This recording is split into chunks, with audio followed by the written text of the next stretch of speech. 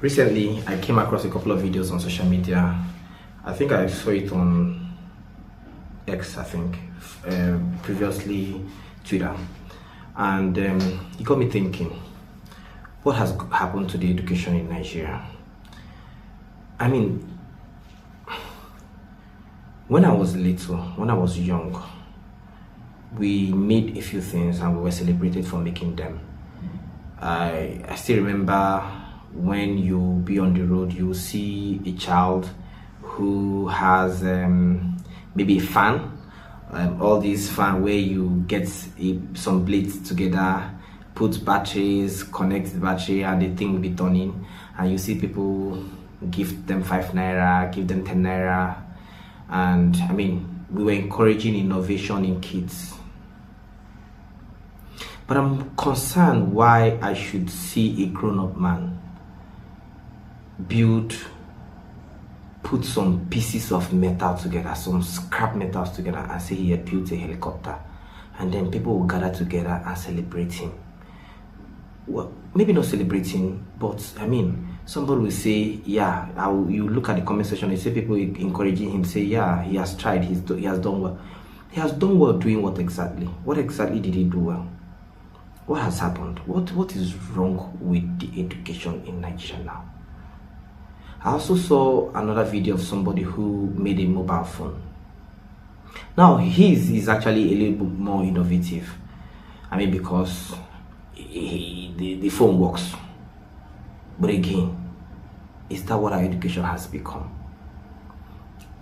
Are we a country who is trying to prove that we can do what others has done 10,000 years ago? So this is not about me blaming those guys. No, this is about me talking about our education and asking ourselves, how can we move on from here? We are down. How do we get up? Think about it. A grown man went to the back of his house, picked pieces of metal, went to a welder, because I'm pretty sure he didn't weld that thing together by himself. Went to a welder by his side, took ceiling fan, spoiled ceiling fan, and put it as, is it the rotor, the one at the tail end of the helicopter, and put a ceiling fan there, for goodness sake. And I mean, somebody celebrating that, something that makes absolutely no sense. If you are interested in helicopter, we have the internet. Why don't you just browse about it, read about it, study about it, and ask yourself, what improvements can I bring into this helicopter? I mean, recently there was a helicopter crash. In fact, there have been helicopter crashes. You could spend your time studying crashes and asking yourself, what improvements can I bring to this technology? This is a technology I love. I love what they have done with it. But what improvements can I bring to this existing technology? And again, to the person that made a phone, you didn't spend time asking yourself, what improvements can I bring to this phone, mobile phone technology? No. You spent time trying to reinvent the wheel. And I think I blame our education. Why am I blaming our education? If you go to universities today and ask yourself about all the people that are writing their final year projects as we speak now, how many of these guys are truly writing something that is coming from their own brain? How many of them are copying? How many of them are trying to solve a problem? There is no, okay, again, to every rule there's an exception, so I shouldn't say there is no. But I say a good majority of the university projects that is happening in Nigeria now, in nearly every school, is just a case of somebody copying. So I want to say that the problem is not just the students, but is a problem of our education overall. We have very lazy people all through the chain. Lazy lecturers, lazy education management, lazy students. We have people who are very unwilling to put in the work to get better. You are writing a project about the impact of a named brand in your community, you won't go out to actually try to find out the impact of the name brand in your community. The only reason you are writing a project about the impact of a name brand in your community is because you've seen a previous project that somebody has written and you have met Mrs. Nora to help you sneak out that project, and then she gives it to you. Maybe you give her some money, 5,000 naira. You sneak it out and then you change the name, change a few text here and there, and resubmit it to the department where that same impact had been written before. It is in that same spirit that somebody is busy trying to make a helicopter. Something that is a technology that is existing, a very fantastic technology existing, and you are making the ceiling fan version of helicopter, and then somebody is celebrating you for goodness sake and posting on the internet. Is it for you to embarrass Nigeria or what? What is your aim? Why would you do that?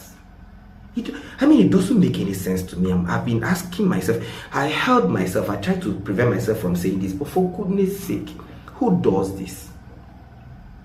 Now, if I go to the guy that built a mobile phone, I understand, right? Because his, as he claims, is functional.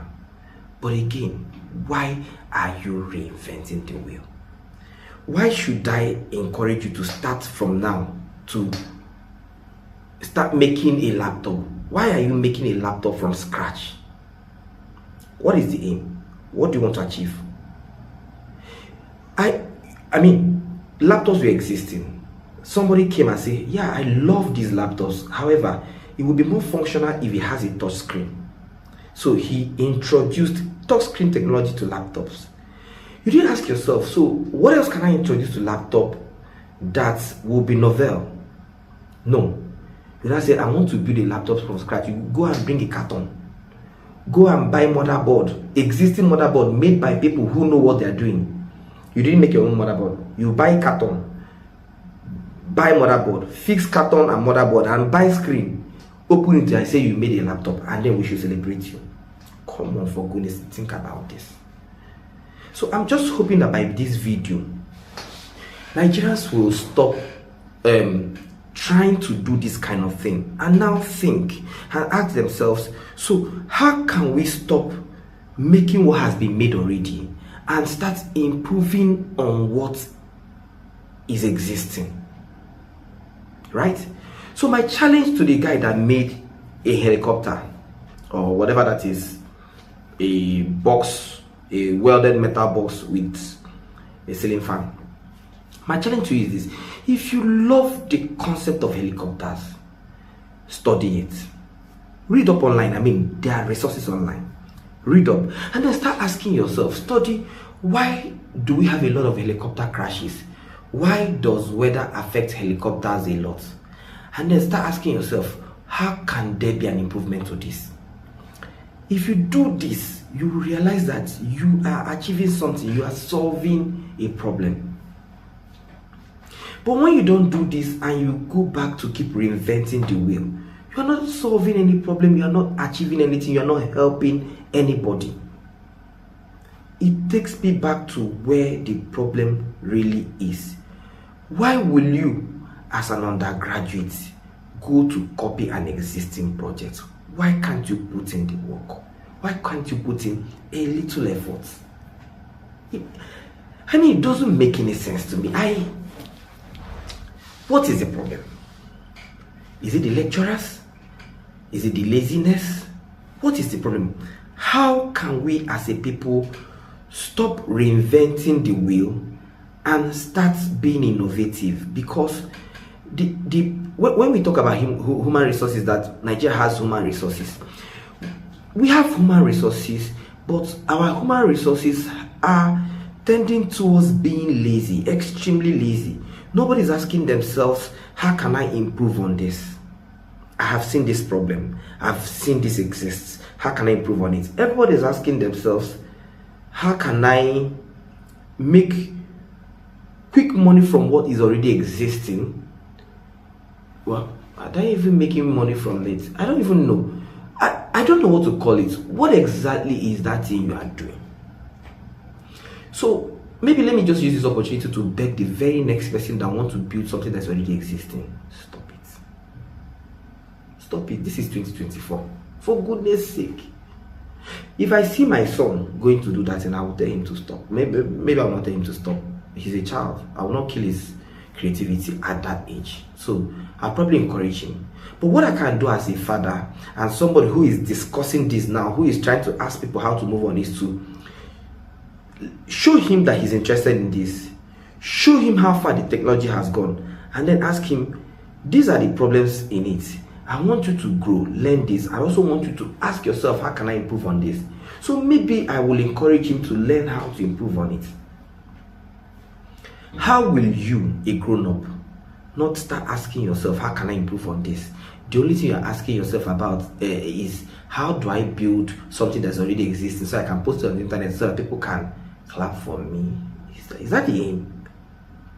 Because I don't see how you are planning to make money from this. I really don't see it. Right? Now, the other thing I think is important is schools need to step up. I don't know how they're going to do it, but schools need to step up in their supervision of projects, especially final year projects. Every lecturer, every supervisor need to ask themselves, what did this person achieve with this project? What was the outcome of this project? That's number one. And I think number two thing is that there should be a digitalization of the projects done. So when people submit their physical copy, there should be a digital copy submitted. That way, when you write a project, your project should be run against existing digital copies to see whether your project is an original project or you dubbed it verbatim. I think it's something that's important. So schools should start implementing that. Set up digital repository of all projects written. In fact, I think you should go beyond your school. In fact, I think it should be a national project. Let the Ministry of Education have a national repository of all projects done by Nigerians. It has this advantage going forward though, because there's a possibility that you can from there have a team of people who are taking discoveries from there to better Nigeria. That's a completely different phase that should be discussed. But when we have a national repository of all projects in Nigeria, where if you want to write a project and I give you a project topic and you select, when you submit that project, it has to be run against the base to check, is there originality in this project, or was this project lifted? And we should stop rewarding people with grades, people who copied their projects. In fact, we should punish people like that. And in doing that, we will end up having some form of innovation in Nigeria. We will get better, and we will have fewer people coming out to embarrass Nigeria by making ceiling fan helicopters.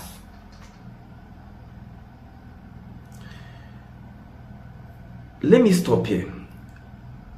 I will leave us with these words. It's important for us to think about the future of this country. And the only way for us to think about the future of this country is when we see growth as something that is our responsibility and not just the responsibility of government. And where it is your responsibility is, can you please stop embarrassing us? This is Hard Talk.